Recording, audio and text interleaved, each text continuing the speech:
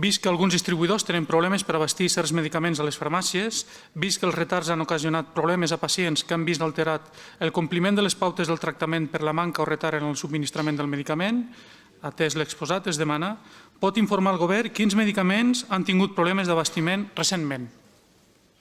Gràcies. Per part del govern té la paraula el ministre senyor Carles Álvarez. Gràcies, senyor síndic. Darrerament el Ministeri de Salut ha tingut coneixement dels següents desproviments. S'ha produït problemes de subministrament a nivell mundial de diverses vacunes, destacant problemes existents en la vacuna del tètanus i l'hepatitis B. També ha hagut un desproviment d'un conegut medicament d'ús pediàtric, d'una suspensió oral, a base del principi actiu ibuprofè. Aquest motiu de desproviment ha sigut la detecció que hi havia un error en el prospecte i va obligar a la retirada d'una certa considerable quantitat de lots, el que va desproveir d'aquest medicament al mercat. Però en general va ser una falsa alarma entre la població perquè és un medicament molt conegut però que el seu buit terapèutic es pot suplir fàcilment. També ha hagut un desproviment amb un psicòtrop amb el principi actiu clobazam i aquesta rotura d'estoc es va poder resoldre amb l'equivalent francès, amb l'equivalent disponible a França. I finalment un desproviment que ha sigut molt mediàtic ha sigut el del valsartan. El Ministeri ha informat de la retirada d'aquest medicament degut a la presència de substàncies cancerígenes en el principi actiu i aquesta retirada ha sigut a nivell mundial. Un motiu que ha provocat que fos molt generalitzat, ja que es tracta de quasi un únic productor mundial d'aquest principi actiu que subministra a tots els fabricants. I finalment aquesta disrupció també s'ha pogut corregir perquè hi havia estocs d'altres marques i això ha fet que no s'afectés àmpliament a la població. Gràcies, senyor síndic. Moltes gràcies, senyor conseller, per la rèplica. Gràcies, senyor síndic.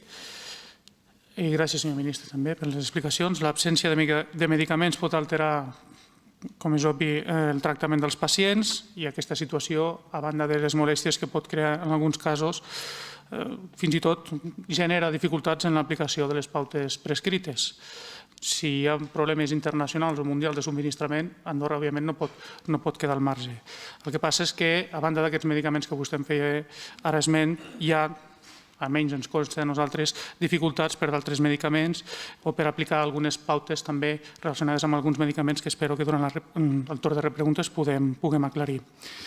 Aquesta situació genera estrès al propi pacient, en alguns casos també retard en la recuperació de la seva pròpia salut, amb les repercussions que això pot generar. I estem parlant de medicaments, no només dels que vostè deia, que van lligats potser amb una manca de subministrament internacional, però en alguns casos són medicaments que bé es pot trobar un substitutiu i per tant la situació es pot pal·liar, però en d'altres casos no. Medicaments que estan molt vinculats a tractaments concrets, de malalties cròniques o fins i tot de malalties tan complexes o tractament tan complex com les malalties oncològiques. I davant d'això ens agradaria tenir una resposta més compromesa i més detallada de quines són les accions que pensa dur a terme el Ministeri per intentar solventar aquest tall de subministrament o manca de disponibilitat en alguns casos per tractaments que, insisteixo, són per a persones que es troben en algunes situacions molt complexes des del punt de vista de la salut. Gràcies. Moltes gràcies, senyor ministre. Gràcies, senyor síndic. Bé, el problema del subministrament de medicaments és un problema, com hem dit, de natura global, és un problema complex i és un problema multifuncional. Els problemes en processos de producció, com ja hem dit, ja sigui per falta de proviment de matèria prima fa que s'endarrereixen les produccions, ja sigui també per retirades de medicaments del mercat per errors o per temes o decisions comercials, que en aquest cas sempre hi ha el control de l'administració, i problemes per la desestimació de la infraestimació de la demanda per part del laboratori comercialitzador. Tot això genera, és veritat, un cert neguit als usuaris. Però per això estan els professionals que agraeixo la seva actuació, tant farmacèutics com metges, que fan que aquestes aquestes disrupcions no afectin mínimament al pacient, que és el que està succeint. Normalment no detectem i no hem detectat casos greus en situacions degudes a aquest desbastiment i, per tant, jo agraeixo molt als nostres professionals sanitaris la feina que estan fent perquè aquests impactes que ja hem dit que tenen una natura global, complexa i multifactorial no afectin els nostres usuaris i a la nostra població. Gràcies, senyor síndic. Moltes gràcies, senyor conseller. Gràcies, senyor síndic. Insisteixo, jo crec que Andorra no pot estar al marge i si hi ha dificultats de subministrament arreu del món, és evident que Andorra, d'una manera o una altra, es veurà afectada. El problema és quan a d'altres llocs no hi ha problemes de subministrament i en canvi que a Andorra ens podem trobar de medicaments genèrics que tenim tall de subministrament.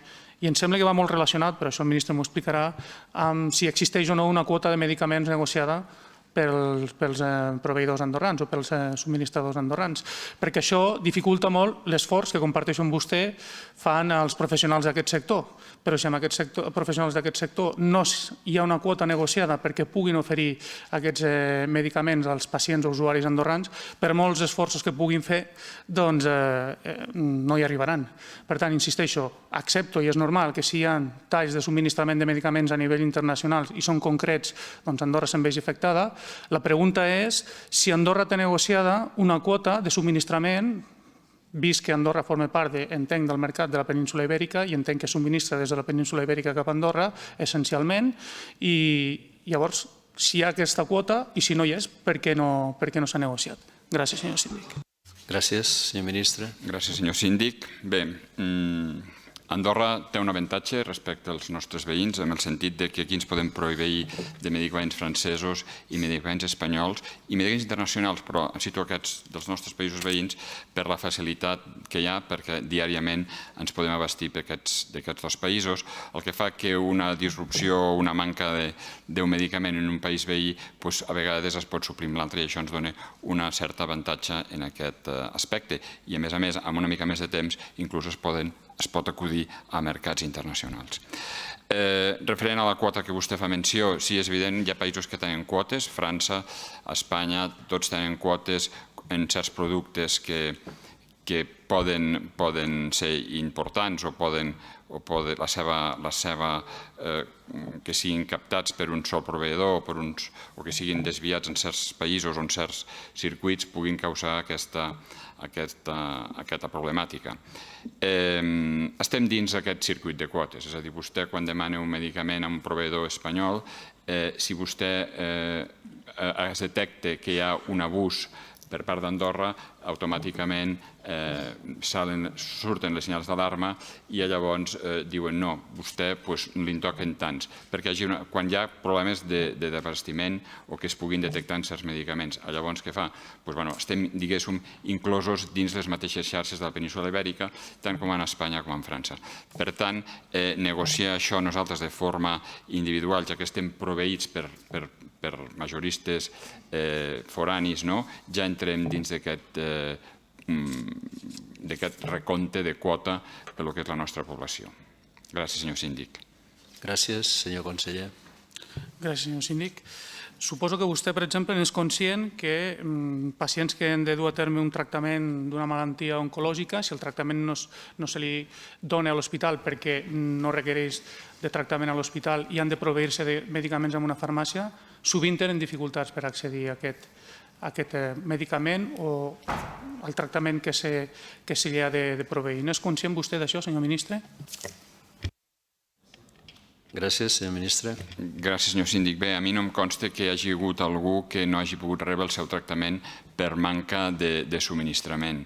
Per tant, poder hi ha algun cas, realment el desconec o no se m'ha informat. De totes formes, segurament s'ha pogut solventar o amb un equivalent terapèutic o buscant subministrament en algun altre lloc. Per exemple, li cito el cas recent de les vacunes de la grip, que va haver una petita 2 setmanes que va haver una mancança perquè no es va arribar, perquè va haver una vacunació més àmplia de l'esperada en relació a l'any anterior, i va haver 2 setmanes que hi havia rotura d'estoc. Bé, les farmàcies andorranes, els estocs es va tirar dels estocs que hi havia al país i la disrupció sobre l'afectació sobre la població va ser quasi mínima.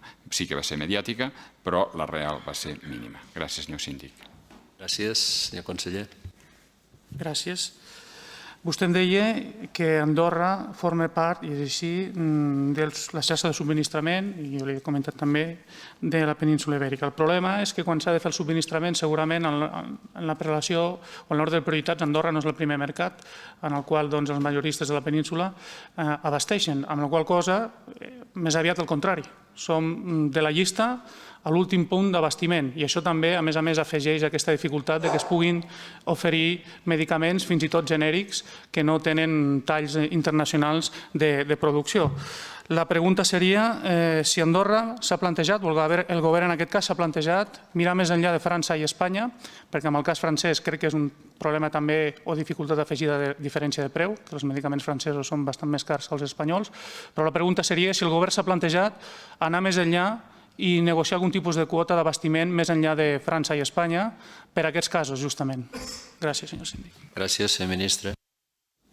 Gràcies, senyor síndic. Bé, això que em diu no, en principi no ens han plantejat això perquè no hem detectat una problemàtica important amb això. Jo crec que els mateixos farmacèutics i la mateixa farmàcia hospitalària ho té resolt bastant bé. En quant a la prioritat, em diu, tenim la mateixa prioritat que qualsevol part de l'estat veí.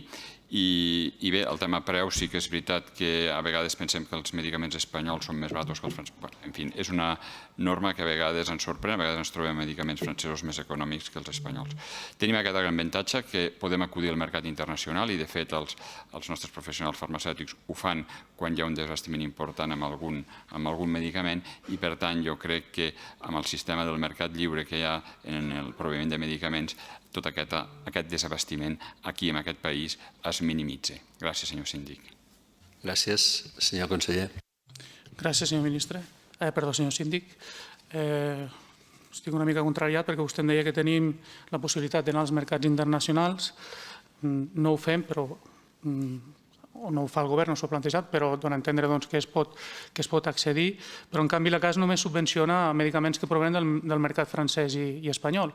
Per tant, la possibilitat hi és, però o el govern no se la planteja o per alguna raó no la vol tirar endavant, però el que acaba succeint és que quan hi ha talls de medicaments internacionals, Andorra se'n veu afectada. Quan hi ha l'abastiment de medicaments dins del mercat espanyol, doncs Andorra és l'últim de la fila que rep aquests medicaments perquè vostès no han negociat cap quota en cap altre mercat. Llavors la pregunta, torno a insistir, és té intenció el govern de negociar alguna quota de subministrament de medicaments més enllà del mercat espanyol o francès per poder solucionar aquesta manca de subministrament de medicaments? Gràcies, senyor síndic. Gràcies, senyor ministre. Gràcies, senyor síndic. Bé, miri, el de negociar una quota no és viable. No és viable perquè la nostra quota és insignificant per molts fabricants i, per tant, no té sentit. El que sí estem dintre de les quotes dels nostres països veïns. I no hi ha cap problema, li dic, no hi ha cap problema que estiguem menys tractats o posats als últims de la fila. Tenim el mateix tracte de qualsevol poble o qualsevol regió catalana o qualsevol regió espanyola i en el cas de França també. Tornant a l'accés a medicaments del mercat internacional, bé, la nostra legislació ens permet comercialitzar productes farmacèutics d'altres països, no només de França i d'Espanya. De fet, a l'hospital, quan en els darrers concursos es fan a nivell internacional per d'altres medicaments, no es limiten només al laboratori, sinó estan oberts a d'altres proveïdors, a d'altres majoristes internacionals. I li puc dir que la CAS ha pagat, recordo darrerament, la vacuna Bexero que venia d'Alemanya i l'estava pagant la Caixa de la Seguretat Social. Quan es detecta un proviment important als nostres països veïns, a la presentació dels nostres països veïns, la CAS fa un esforç. Si aquest medicament realment és prioritari o no, llavors l'inclou dins de la tarificació i el pague. Això ha passat i quan es detecta un cas així, això es resol d'aquesta manera. Són casos puntuals, evidentment. Gràcies, senyor síndic.